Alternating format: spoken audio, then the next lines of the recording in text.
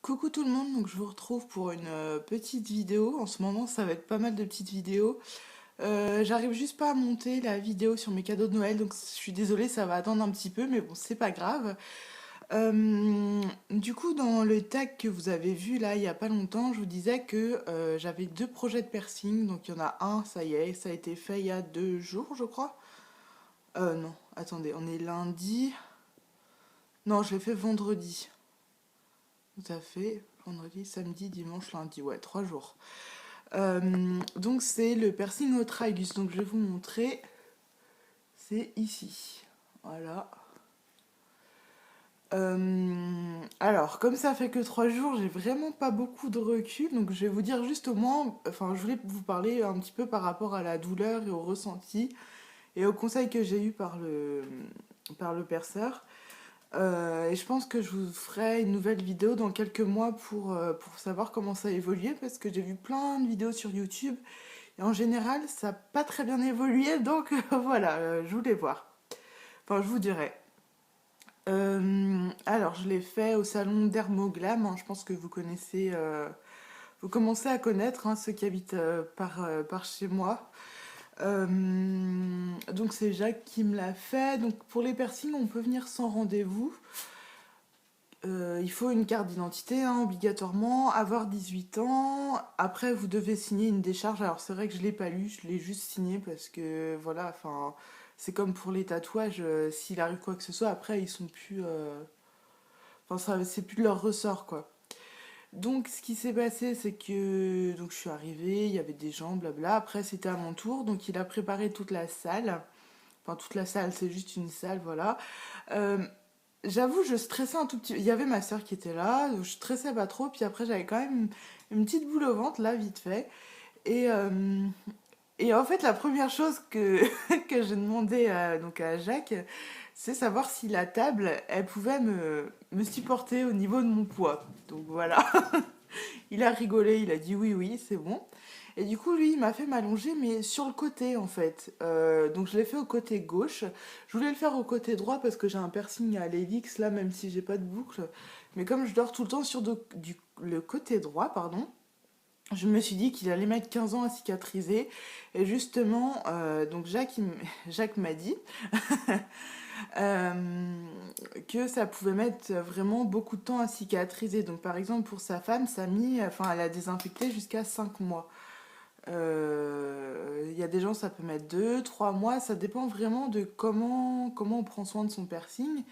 Et puis, je veux dire, enfin, il nous l'a dit, on est des êtres humains, on vit, donc des fois on peut, enfin, je sais pas, par exemple avec les cheveux, ça se prend dedans, ou on chope des poussières, mais on peut pas aseptiser tout le temps son corps, enfin, c'est pas possible. Donc, moi, comme traitement, enfin, comme soin plutôt, j'ai acheté ça sur place directement, donc easy piercing. Donc en tout, ça m'a coûté 60 euros. Donc 50 euros pour le piercing et 60 euros et 10 euros pour ça. Donc c'est un pchit. Donc je mets sur coton-tige. C'est dommage parce que du coup, ça perd beaucoup de produits, je trouve. Comme c'est juste à mettre sur un coton-tige. Il m'a dit 2 fois par jour. Voilà, donc moi je le fais 2 fois par jour. Donc ce que je fais, c'est que je tire le piercing et à l'intérieur je pousse comme ça. C'est encore un petit peu sensible, hein. Je pousse et du coup j'ai la barre à l'intérieur. Mais c'est vrai que si vous avez quelqu'un qui peut vous aider à faire à l'intérieur, c'est mieux parce que c'est un peu galère. Donc au niveau douleur, je vous avouerai qu'évidemment ça fait mal, c'est un piercing. Je trouve que ce qui a été le plus désagréable, bon, c'est le perçage. J'ai fait comme ça. Mais enfin, non, j'ai même pas reculé ma tête, puisque de toute façon j'étais allongée sur le côté, mais j'avais. Et puis en fait, c'est juste d'entendre le cartilage, genre. Qui. Enfin, je sais pas, c'est ça qui m'a le plus dégoûté. Donc évidemment, avant, il m'a nettoyé, enfin, il a désinfecté, je pense que c'était avec de la biceptine, ou un truc comme ça, c'est, vous savez, le produit orange là, pour désinfecter. J'ai saigné un petit peu, pas beaucoup. Et après, en fait, je travaillais ce jour-là, donc je suis repartie travailler. Donc heureusement, c'est au travail de ma mère qui est juste à côté de chez le perceur, en fait. Et puis on parlait avec ma mère, on regardait les trucs, et d'un coup, ça a saigné. Donc apparemment, enfin, c'est vrai qu'avec Jacques, on avait beaucoup parlé, mais on avait plus parlé d'autre chose que finalement du piercing en lui-même, parce qu'on est des vraies pipelettes. Donc en fait, il m'a dit que ça arrivait souvent, donc en général, il donne une compresse ou quoi que ce soit. Mais ça se peut soit que vous saignez beaucoup quand ça perce, soit vous saignez pas beaucoup. Et voilà, moi j'ai saigné un petit peu après, rien de méchant, hein, ça saigne. C'est vrai que c'est impressionnant parce que voilà, moi je m'y attendais pas, mais je me suis pas du tout inquiétée. Je venais juste de me faire percer, c'était quoi, 10 minutes, un quart d'heure après. Voilà. Donc pour l'instant c'est encore un petit peu évidemment sensible, hein. Il y a des fois où je vais pas du tout le sentir. Par contre quand je fais quand je le lave, bah, c'est vrai que là ça picote un petit peu puis après ça passe. Voilà, qu'est-ce que je pourrais vous dire d'autre? Je ne sais pas. C'est très rapide, hein, le perçage en lui-même. Euh, Après, voilà, vraiment la cicatrisation, ça dépend de la personne, hein. On peut pas prévoir, on peut pas vous dire à l'avance. C'est pour ça qu'on vous conseille quand même de le faire sur le côté opposé où vous dormez, parce que souvent on dort plus d'un côté que de l'autre.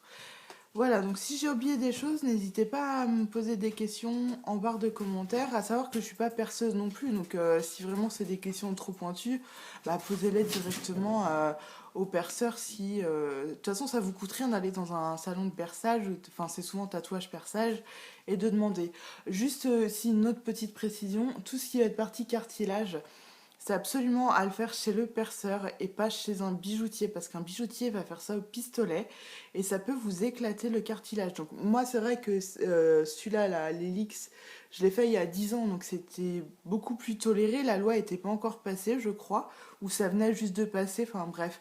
Donc j'ai eu de la chance, j'ai pas eu de problème à mon cartilage, à mon Helix, j'ai rien eu de tout ce que plein de youtubeuses ont eu.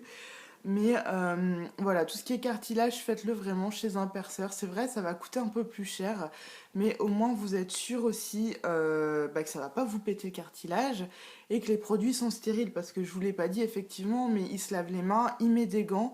Les produits sont stériles. Sur la fiche qu'il vous fait remplir à la fin, il agrafe tous les papiers bah, de ce qu'il a utilisé parce que s'il a un contrôle, voilà, il peut prouver que c'était stérile, qu'il a fait tout, enfin tout bien quoi. Voilà.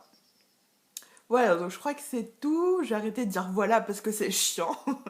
J'espère que cette courte vidéo vous aura plu. Je vous fais plein de gros bisous puis je vous dis à la prochaine. Ciao.